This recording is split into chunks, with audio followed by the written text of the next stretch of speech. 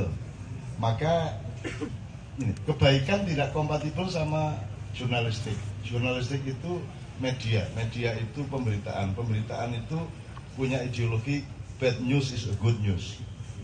Semakin buruk keadaan, semakin baik sebagai berita, semakin marketable, dan gitu. Itu karena pandangan mengenai kompatibilitas. Saya sama Kiai Kanjeng mencoba mentidakkan itu semua. Saya percaya bahwa manusia kompatibel dengan kebaikan dan kebahagiaan. Maka saya hanya menyuguhi itu. Dan Anda lihat makyan-makyan, kalau Anda lihat foto-fotonya, beribu-ribu foto itu wajah mereka bukan wajah orang senang, tapi wajah orang bahagia. Bahagia gitu. Dan mereka tidak mau pergi. Jam pagi kalau saya terusin ya terus, mereka tidak mau pergi dari tempat itu. Karena mereka bahagia, PW mereka. Itu ya Mas ya.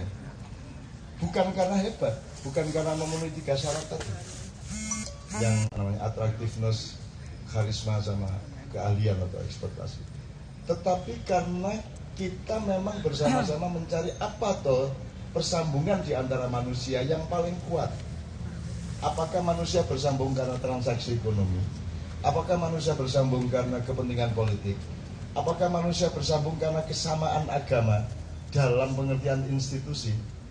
Ya, sehingga Habib sama Habib, Kiai sama Kiai, Ustadz sama Ustadz, gitu ya. Tapi kalau Wahabi tidak bisa kompatibel sama NU, NU tidak bisa kompatibel sama LDI, LDI tidak bisa kompatibel, penuh inkompatibilitas. Sementara Ma'iyah ini kompatibel dengan apa saja dan siapa saja, betul enggak? Itu bukan kehebatan, itu memang kita cari dengan penuh ketulusan. Karena kita berangkat dengan bahagia, sudah tidak pakai apa-apa bahagia, gitu aja. Oh, sama ada Tuhan kok tidak bahagia. Kan Tuhan kan sedih nanti. Udah ada saya kok tidak bahagia gitu. Kan Tuhan jadi nelongso nanti. Kalau Tuhan nelongso, ya kalau nelongso, kalau agak marah-marah dikit, jengkel-jengkel dikit, terus Krakatau diletuskan lagi, Jakarta pindah ke dalam bumi, kan gitu. Gimana coba? Kalau Tuhan cuma jengkel-jengkel dikit, maghdub ya, ghairil maghdubi alaihim masih lumayan, tapi kalau waladhdallin, nah itu kan bisa Krakatau meletus lagi. Dan itu kan kemarahan itu nomor 1 karena cinta. Banjirnya Nabi Nuh tidak karena orang pada kafir. Dan iblis bergaya sama. Jadi ketika Nabi Nuh sudah, Anda ngerti ya ceritanya Nabi Nuh bikin kapal yang tidak mungkin ada arsitek dan teknolog sekarang mampu bikin kapal Nabi Nuh. Bikin kapalnya tidak suka. Cuma bikin kapal untuk jangka waktu di mana banjir tidak jelas akan reda sampai kapan. Itu kan susah juga timeline-nya. Manajemennya susah juga.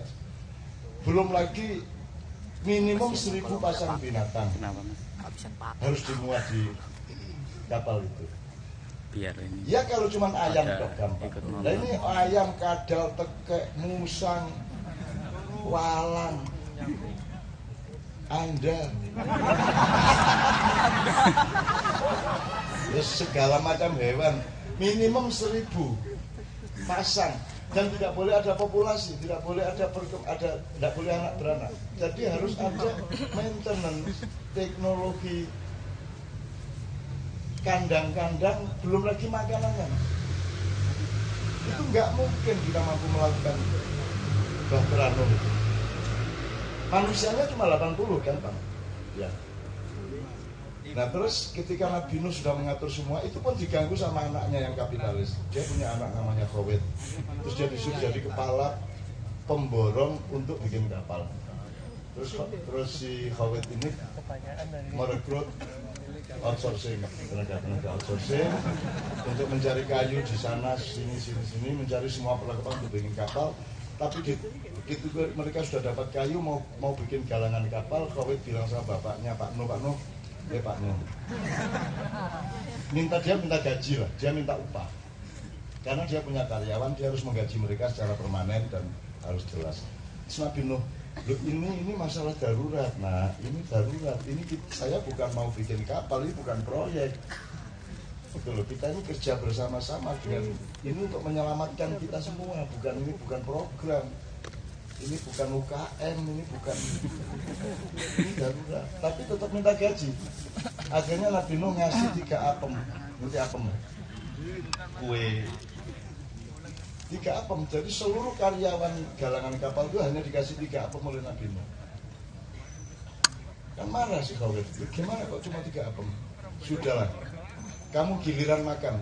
3 itu kamu makan, coba 3 orang, setelah itu kasih kiri kanannya terus, pokoknya dimakan.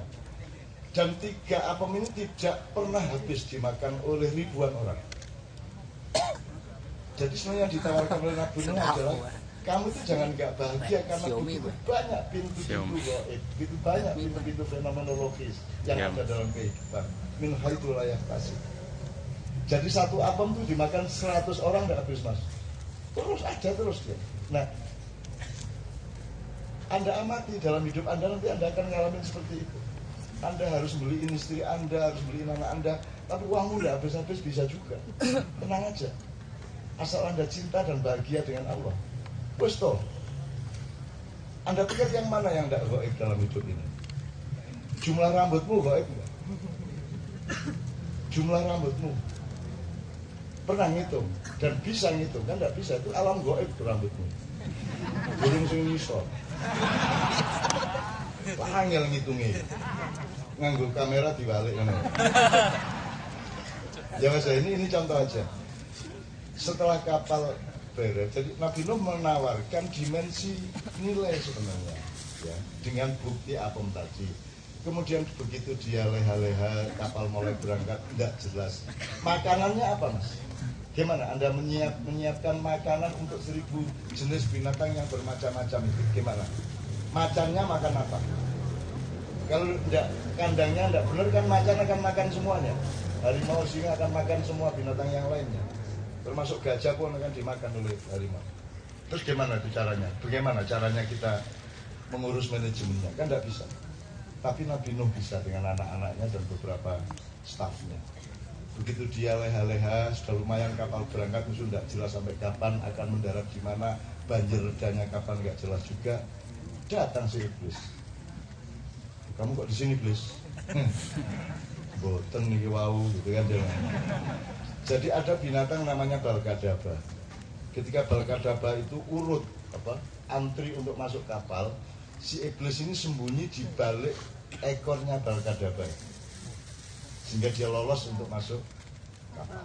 Begitu masuk kapal, sembunyi, nanti setelah ada peluang baru dia kena pintu. Dan sewu gitu. Loh, ngopo kowe rene? Kata si Nabi Nuh. Boten ajeng ajeng. Mau bikin pendataan. Data apa? Raimu data-data. Enggak, Kanjeng Nabi Nuh, dakwah sampean kan sudah 900 tahun lebih. Itu dapat anggota berapa? Artinya yang naik kapal berapa gitu? Ya 80, kata Nabi Nuh. Oh 80. Terus yang tidak ikut kapal berapa? Kata Nabi Nuh.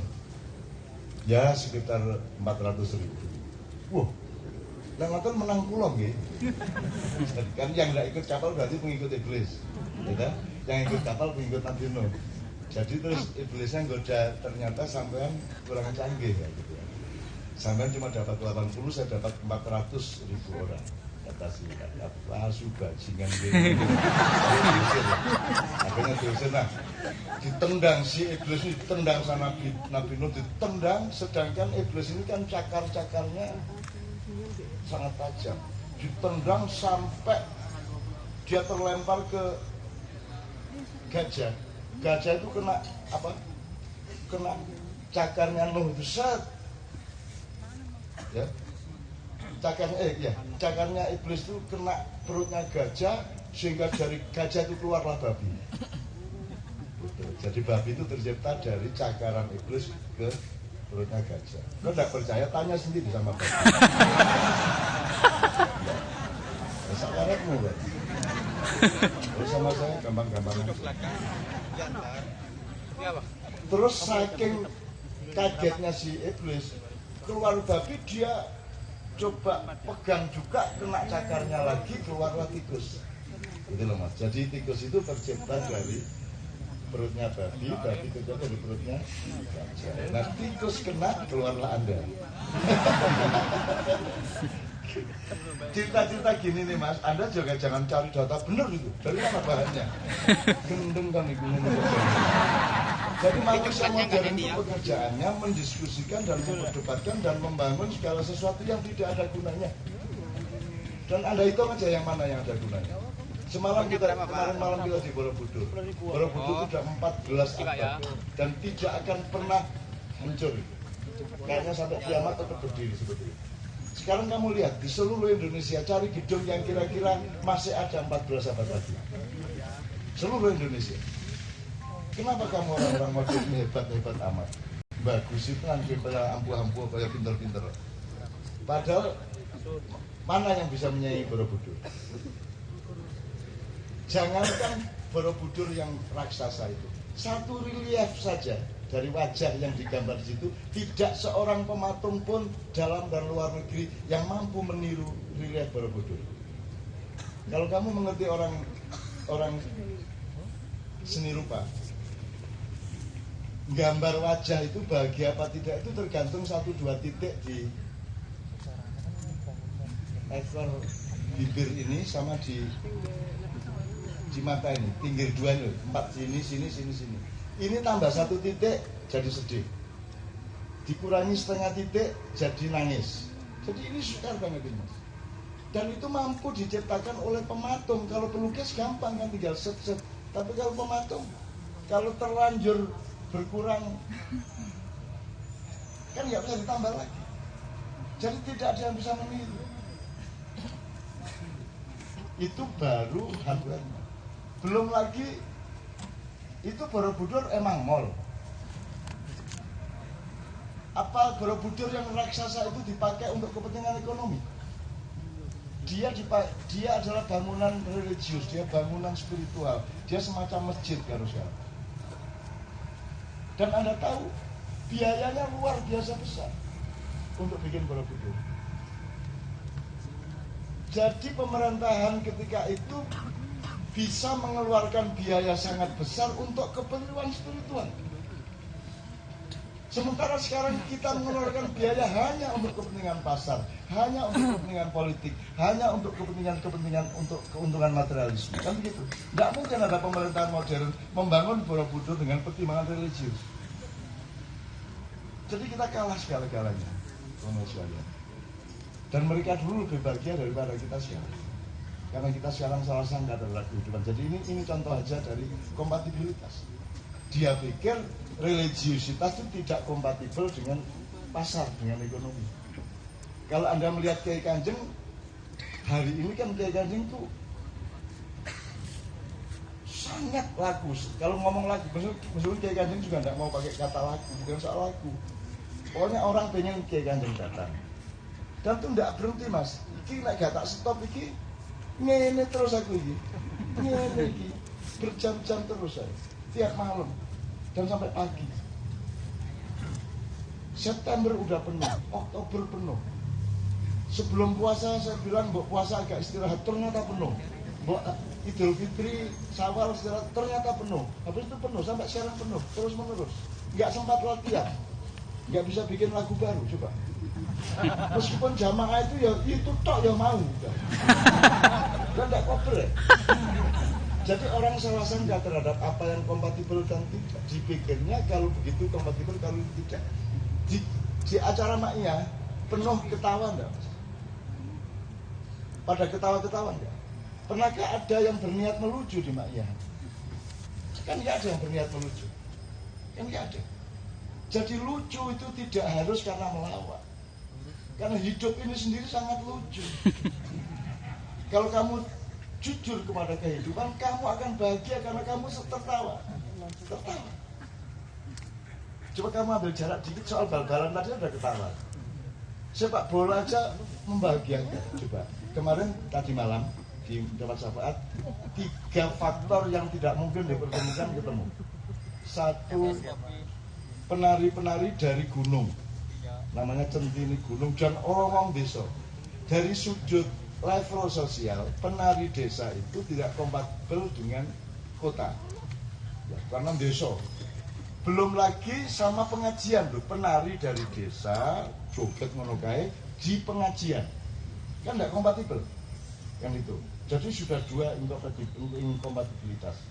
Nomor 3, bebas, tidak kita cek, sudah terserah mau apa gitu loh. Dan kita percaya kepada jamaah ma'iyah. Jamaah ma'iyah ini setan iblis datang mereka siap dan siap mencintai, siap menyayangi, siap kompak jadi satu, siap ridho kepada Allah.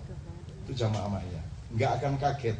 Teater ditelan, sastra ditelan, puisi ditelan, semuanya karena mereka sakti Mandraguna. Mlebu apa ae setan dilek metu sirih, setan dilek metu sirih, enggak ada masalah. Ma'iyah tidak pakai sentimen-sentimen macam-macam. Wah ini bid'ah, ini apa gitu loh. Semua tulus, semua aman, mengamankan satu sama lain. Terus ketemu sama U19. Hubungannya apa penari desa gunung karo kesebelasan U19. Tapi mereka bersama-sama di panggung dan mereka joget bersama, mereka berdialog. Dan tidak ada jarak dengan U19, anak umur 18 tahun dari Maluku, dari Makassar, Grobogan, Medan, Aceh, kumpul jadi satu. Wong Aceh sama Grobogan aja tidak kompatibel kok. Tapi ini kumpulan U19, 24 orang ini jadi satu dengan penari dari dusun. Ditambah ada tamu dari Amerika, ya, seorang etnomusikolog yang juga kompatibel sama mereka semua. Di Ma'iyah semua kompatibel. Jadi kita memang tidak sedang meneruskan apa yang terjadi di dunia. Kita sedang menciptakan dunia baru. Kita sedang menciptakan ramuan-ramuan yang baru. Jadi tidak akan menjadi gerakan sosial maupun tarikah. Kan begitu. Memang Ma'iyah gitu toh. Gitu ya Mas. Itu yang terjadi tadi malam. Sebelumnya nyun sewu teman-teman dari HTI, Felix Shaw dan teman-teman datang ke acara Kiai Kanjeng di Wedo Mardani Jalan Kaliurang Jogja dengan para nahdien yang menyelenggarakan adalah ketua-ketua NU di sekitar situ. Karena Anda tahu bagaimana hubungan HTI sama NU sekarang. Saya aja menerima tamu DPP HTI, dianggap saya HTI. Jadi mereka itu dipikirnya saya ini kalau masuk kandang ayam jadi ayam, terus anak kubu teko jadi kebu gitu ya. Jadi teman-teman itu sangat cinta sama saya sehingga mengkhawatirkan kalau saya didatangi kerbau saya akan jadi kerbau. Itu saking cintanya kepada saya. Mereka tidak ingin saya menjadi kerbau dan mereka tidak ingin saya menjadi HTI yang gitu. Sekarang kan HTIP, HTI Perjuangan. Nah malam itu datanglah Felix Shaw dan teman-temannya yang sudah 3 kali dia ditolak dan diusir dari pengajian di Jogja. Mereka malam itu datang bilang saya, oke silakan datang gini-gini. Begitu dia datang, yang memandu banser nunjukin jalannya, ngasih minum, semua kompak, semua kompak. Tidak ada masalah. Dan saya memperkenalkan, ini teman kita dari HTI gini-gini, tidak ada masalah. Semua nahdien, semua banser, tidak ada masalah. Loh kan bukan hanya tidak kompatibel sekarang ini antara HTI dengan NU. Bukan hanya tidak kompatibel, lebih dari itu loh sekarang keadaan politiknya. Tapi malam itu semua jadi satu, tidak ada masalah. Kenapa? Kenapa? Kok bisa? Karena Ma'iyah bukan generasi penerus masa silam. Karena Ma'iyah adalah formula masa depan. Begitu masa depan kita. Kayak Anda semua ini loh masa depan kita. Tidak apa-apa. Nah, cuman teman-teman HTI tolong tahu bahwa itu hanya terjadi kalau ada saya. Kalau kamu tiba-tiba datang ke pengajian NU tanpa lawannya ya kamu diusir. Gitu Mas. Nah ini tolong diingat bahwa kita di mana-mana, kita di mana ada masalah. Tidak ada masalah. Karena juga tidak ada orang nyuri, tidak ada orang yang hilang sandalnya. Tidak ada. Kecopetan. Insya Allah sudah nggak ada. Dulu pertama apa? Di Padang Bulan ada orang kecopetan. Sekarang sudah nggak ada. Tidak ada keamanan di KJ ini. Tidak ada tim keamanan. Tidak ono. Apa tim keamanan apa? Tidak ada. Panitia resmi ya tidak ada. Sponsor tidak ada lah wis. Terus kamu menuntut saya dan Ma'iyah menjadi gerakan seperti yang kemarin-kemarin. Kalau kemarin-kemarin kan harus ada sponsor, harus ada program, harus ada pasokan dana baru bergerak. Lagi gitu loh.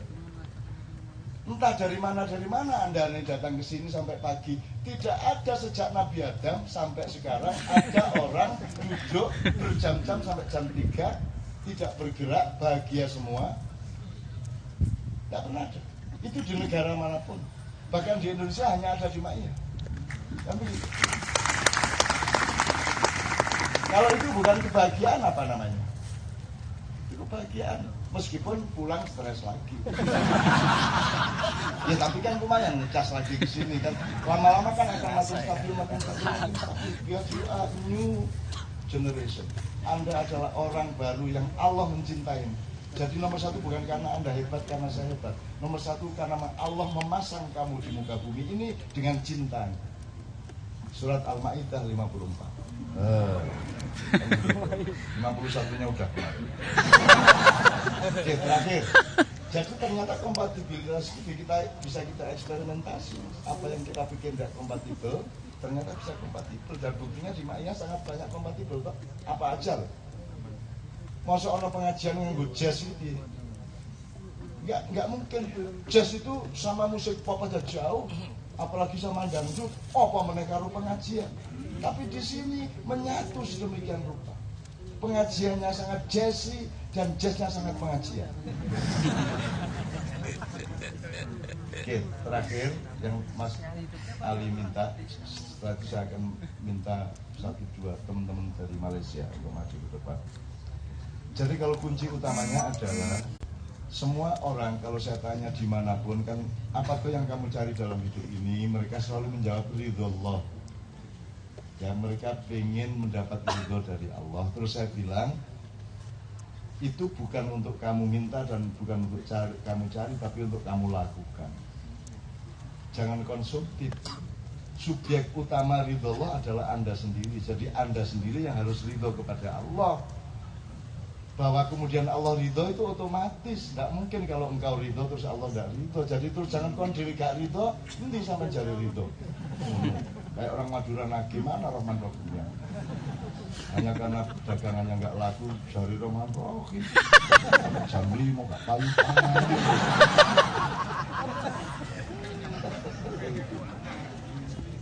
Terus Tuhan, itu salahku sendiri kata Allah. Kenapa aku menciptakan makhluk macam ini? Ditagih, gitu. Nah, kita sendiri harus itu, Mas. Rumusnya sederhana. Di puncak firman-firman Allah, ketika dia mengakhiri firman-firman di puncak kesempurnaannya, yang ayatnya waktu itu adalah al-yauma akmaltu lakum dinakum, ya. Sebelum itu ada siapa yang dipanggil Allah untuk memasuki bilik kemesraan cinta dengannya, ya.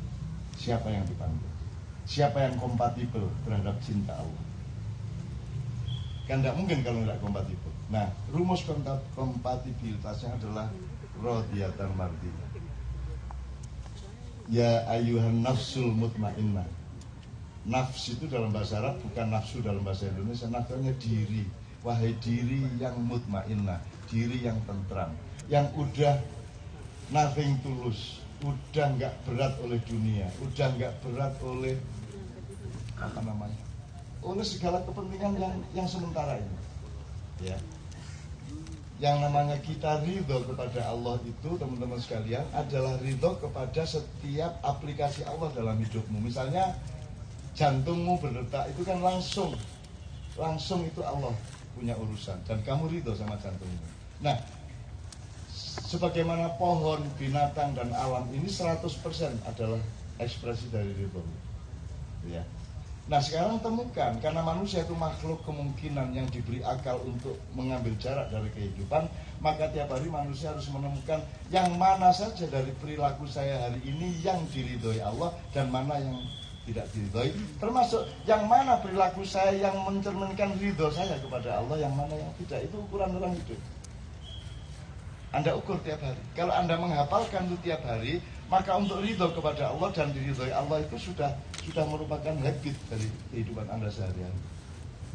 Jadi nomor satu, Anda ridho. Misalnya Anda dapatnya hari ini sudah sampai jam 10 malam, dapatnya cuma 50.000. 50.000 itulah ridho Allah kepadamu hari ini.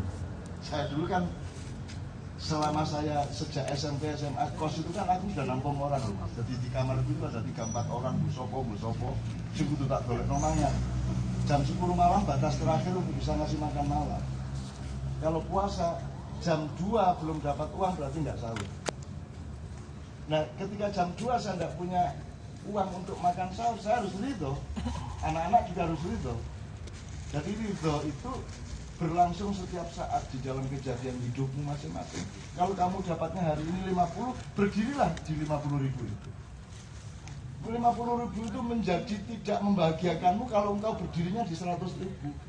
Sehingga Anda mengatakan, kok cuma 50.000? Karena kamu berdirinya di 100.000. Betul?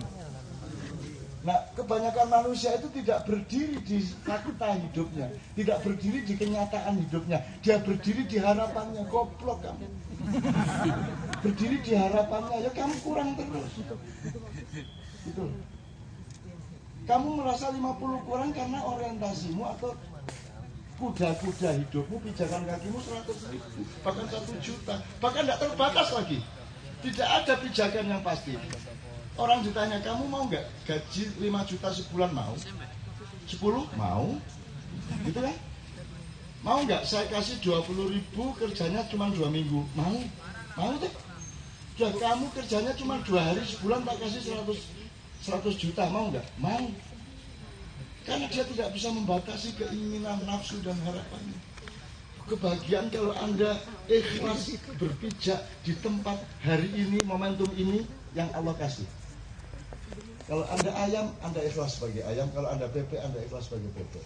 Kamu tidak bahagia karena kamu itu makan tempe, tapi otakmu membayangkan sop buntut. Sop buntutnya nggak dapet, tempenya nggak enak.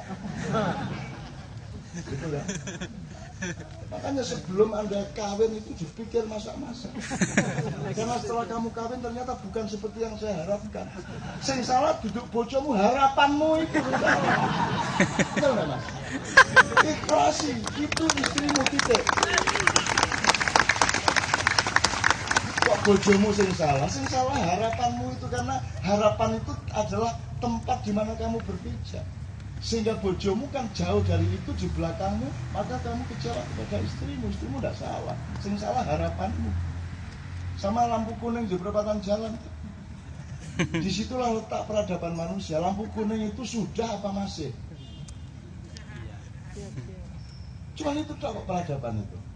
Kalau kamu di perempatan jalan tiba-tiba sampai kok kuning, Anda di situ pertanyaan dasar kehidupan. Masih kuning, sikat. Oh sudah kuning, direm. Yang mana yang Anda pilih? Sikat. Yang mana yang Anda pilih? Di situ kok letaknya politik benar apa tidak. Kalau Anda bilang sudah, Anda berhenti. Kalau Anda bilang mumpung masih kuning, sikat, akan terjadi destruksi sosial. Itu menurut saya. Jadi menurut saya keikhlasan, kebahagiaan bergantung pada keikhlasanmu terhadap fakta hidupmu yang Allah kasih. Dan itu per waktu.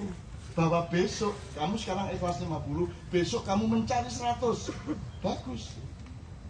Tapi kalau pada saatnya batas itu tiba dan kamu tetap dapat 50, ya sudah ikhlas 50, itu yang enak. Makanya saya selalu mengatakan, menjadi orang Indonesia kok hatinya orang Barat, hatinya Arab. Itu yang membuat kamu merasa pesek. Ya kan? Kenapa kamu merasa hidungmu pesek? Karena kamu berpikirnya seperti orang Barat atau orang Arab yang hidungnya panjang. Maka kamu melihat hidungmu pesek. Karena standarmu standar Barat dan Arab. Maka saya selalu katakan, itu orang Barat hidungnya terlalu panjang. Nah gimana sih? Kalau orang di Afrika terlalu pendek, Tuhan tuh bikin khairul umuri awsatuha. Yang paling pas itu yang tengah-tengah. Ya kalian ini.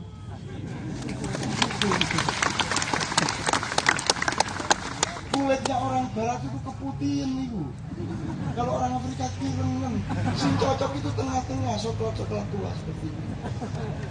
Tuh mas, tuh enggak? Mergo aku ngomong nang wong Indonesia. Kalau saya harus ngomong ke orang Afrika, saya kasih standar yang berbeda. Loh, enggak boleh dong Anda berdakwah kepada ayam standarnya sama dengan burung. Karena kebahagiaan ayam adalah keayaman dan kebahagiaan burung adalah keburungan. Kan begitu. Betul enggak mas? Itu. Tidak ada kebahagiaan objektif, yang ada adalah kebahagiaan real pada posisi hidupmu masing-masing. Jangan dibandingkan. Tidak bisa dibandingkan. Dalam bahasa Jawa namanya sawang sinawang. Istri tetangga selalu lebih cantik dari istri kita. Nah kalau kamu berdirinya pada istri tetangga, kamu tidak bahagia. Kalau kamu berdirinya pada istrimu, lah masa berdiri nggak pada istrimu?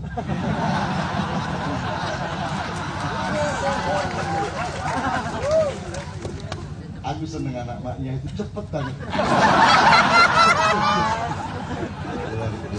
Cepet banget. Punya speed of thinking gitu ya. Cepet banget. Kata berdiri tiba-tiba bermakna lain sama saya. Kalau saya itu ngomong beneran. Ya tapi nggak apa-apa, itulah kebebasan maknya. Gitu.